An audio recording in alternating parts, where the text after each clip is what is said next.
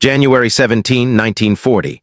A thin winter sun slid across the rooftops of a small American town, warming the frost along the edges of narrow windows. A teenage boy stepped outside with a tin lunch pail in his hand, pulling his collar up against the crisp morning air as wood smoke drifted from nearby chimneys.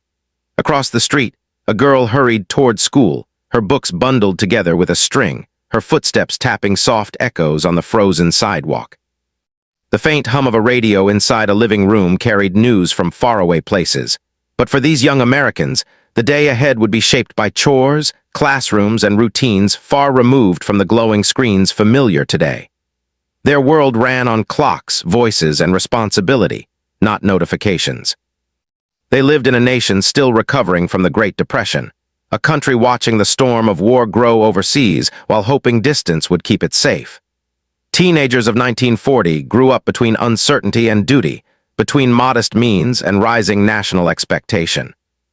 They were shaped by work, by family, by scarcity, and by the quiet confidence that their future would be built with their own hands. Their story unfolds not through entertainment or distraction, but through the rhythm of real, daily American life, lived away from any digital noise. For most American teenagers in 1940, the day began early, often long before sunrise. Alarm clocks were metal and loud, winding by hand, sitting heavily on bedside tables made of oak or pine. Mornings didn't start with scrolling or messages, they started with chores. Boys went to barns to feed livestock or chopped wood to keep the home warm. Girls swept the kitchen floors, packed siblings' lunches, or helped prepare a simple breakfast of oatmeal, eggs, or toast if the family could afford it. Every task served a purpose, and every minute had weight. Clothes were simple and often hand-me-downs. Boys' buttoned shirts worn a little thin, pulled on trousers patched by their mothers, and tightened belts punched with extra holes. Girls tied their hair back neatly, wore dresses or skirts with sweaters, and sometimes pinned collars to give older outfits a fresher look. There was no rush to choose outfits. Choices were limited, practical, and meant to last. A teenager's identity wasn't built on fashion trends. It came from family, school, and community reputation. Breakfast was eaten around the table, not on the move. Families discussed weather, farm tasks, or local news. Older siblings shared updates about factory shifts or store hours, while younger ones listened quietly. Teenagers absorbed adulthood not through screens, but through the steady rhythms of household conversation. When they stepped outside, they entered a world that required attention, awareness, and respect. A world where every face was familiar and every errand mattered. Most 1940 teenagers didn't ride buses or cars to school.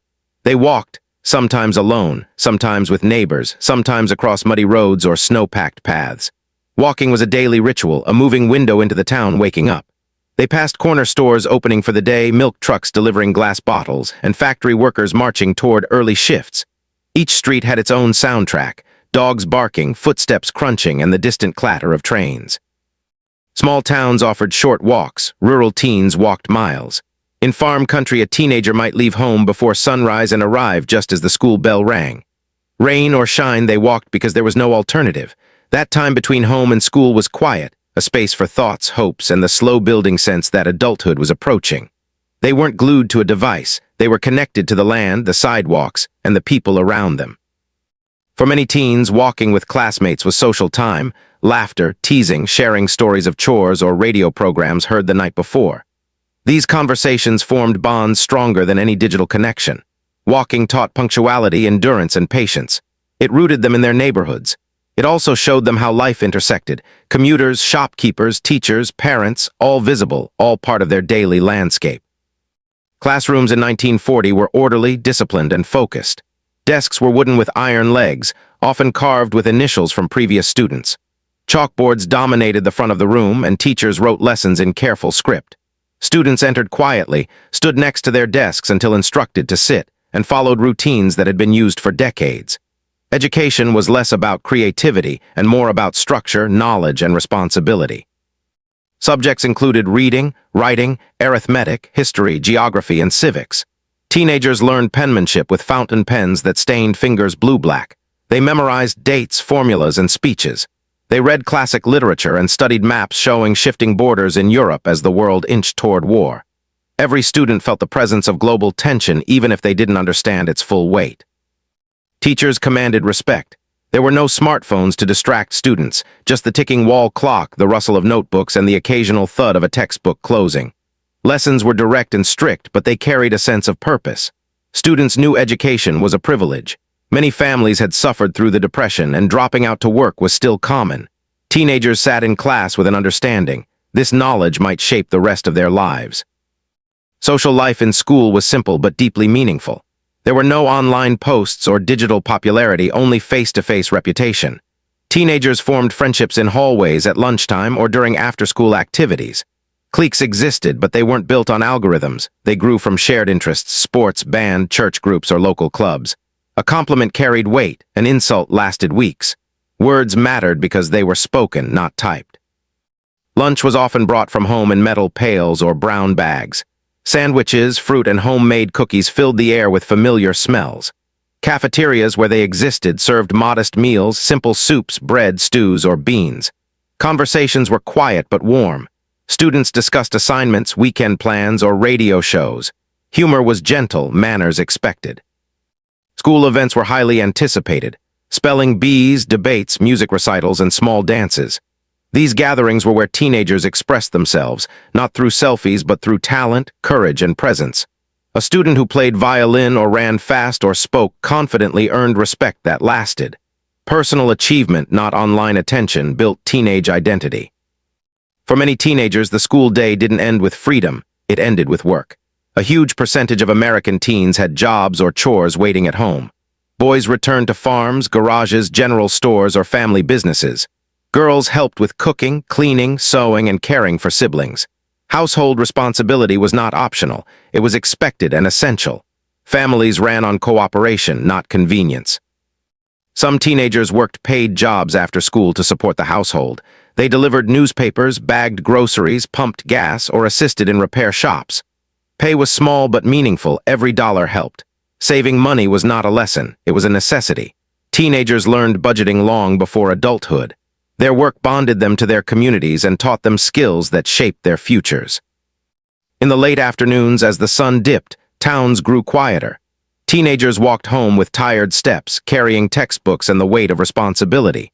There were no online distractions waiting for them, only real tasks, real people, and real expectations. This was how maturity developed, slowly, steadily, through repetition and contribution. Home life in 1940 was modest and centered around shared spaces. Living rooms were small, furnished with sturdy chairs, a bookshelf, and a radio that served as the family's window to the world. Teenagers gathered with parents and siblings to listen to news broadcasts, comedy shows, or dramatic radio serials. These programs created shared memories. Families laughed together, gasped together, and sometimes fell silent at grim reports from Europe. Evenings were structured. Homework was done on kitchen tables under soft lamplight. Families conserved electricity, turning off lights in unused rooms and warming the house with a coal or wood stove. Teenagers learned practical skills: sewing, fixing household items, mending clothes, or helping prepare simple meals. These tasks weren't chores, they were training grounds for adulthood. Privacy was limited. Bedrooms were shared with siblings, and personal space was a luxury. Without digital distraction, teenagers spent evenings reading, writing letters, drawing, or practicing instruments. Bookshelves held classics, encyclopedias, and family Bibles. The quiet of the home shaped their inner worlds, fostering patience, imagination, and resilience. Radio was the heartbeat of American teenage life. It wasn't just entertainment, it was connection. Teenagers tuned in to hear their favorite music, comedy skits, news bulletins, and variety programs. Without smartphones, radio created a collective experience, millions listening to the same voice, the same melody, at the same moment. It shaped their views, interests, and hopes. Music carried a powerful role. Swing bands, big band orchestras, and emerging jazz sounds traveled into living rooms and shaped teenage culture. Glenn Miller, Benny Goodman, Artie Shaw, their songs became the soundtrack of 1940 youth. Teenagers danced in living rooms or community halls, forming memories tied to rhythm and movement rather than screens. Music was physical, shared, and alive. Radio also shaped national awareness. Teenagers heard speeches from President Roosevelt, updates about Europe, and stories of technological advances. Though sheltered from war, they sensed its presence through static-filled broadcasts. The radio's glow in a dim room symbolized connection and caution, a reminder that the world beyond their town was changing fast. Dating in 1940 was slow, formal, and intensely personal. Teenagers courted with caution and respect, often under the watchful eyes of parents and community. A boy might walk a girl home after a school event or visit her house with permission, sitting in the parlor while parents remained nearby. Courtship emphasized character, politeness, punctuality, and sincerity. Couples spent time at soda fountains, shared milkshakes, or attended school dances. These simple moments created lasting impressions. A smile carried meaning, a letter held value, and a promise felt binding. Teenagers expressed affection through presence and patience, not through constant messaging. Emotions grew naturally, shaped by real interaction rather than digital impulse. Love in 1940 was both innocent and serious. Many teenagers understood that adulthood was close. Marriages at young ages were common, especially in rural areas. Dating wasn't a game, it was preparation for life.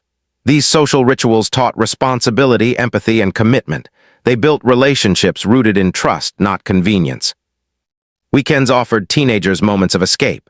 The local movie theater, with its glowing marquee and scent of popcorn, was a favorite destination. Films cost a few cents, offering double features, newsreels, and cartoons. Teenagers watched actors like James Stewart and Ginger Rogers, absorbing stories of hope, bravery, comedy, and romance. Movies shaped dreams and offered glimpses into a world far beyond their own. Community events also played a central role.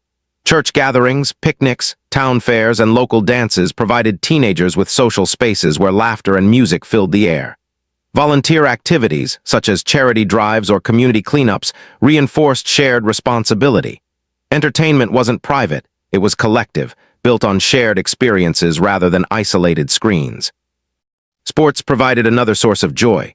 Baseball, basketball, and track events brought towns together. Teenagers who excelled were local heroes. Games didn't go viral online. They went home in stories told by parents, neighbors, and younger children who watched with admiration. Athletic success was measured by applause, not followers. Even as teenagers in 1940 lived ordinary American lives, they were aware of the gathering storm overseas. Newspapers carried headlines about conflicts in Europe and the growing power of nations preparing for war. Families discussed these events with caution. Teenagers sensed worry in their parents' voices, even when shielded from the details. Schools held discussions about international events, emphasizing geography, diplomacy, and national values. Teenagers learned about borders and governments, alliances, and risks. Though distant, the war shaped their thinking about the future. Boys approaching adulthood wondered whether they would someday be called to serve. Girls considered how the nation might rely on them if circumstances changed. This tension hung quietly in the background, never fully spoken, never fully ignored. It shaped attitudes, priorities, and a widespread understanding that life could change quickly. Teenagers lived with a humble awareness that uncertainty could alter the path ahead. In 1940 America, community was everything. Teenagers grew up knowing their neighbors intimately, not through profiles or photos but through daily interaction. They borrowed tools, shared meals, and supported one another. If a family faced hardship, others stepped in without hesitation. This web of connection created safety and accountability. Neighborhoods operated like extended families. Teenagers felt the eyes of adults everywhere, not in a controlling way, but in a guiding one. Respect for elders was expected, and reputation was precious. A single misstep could reach every household by evening. This social structure encouraged responsibility and shaped personal character. Community centers, libraries, and parks were hubs of youth activity. These spaces provided opportunities for learning, recreation, and friendship.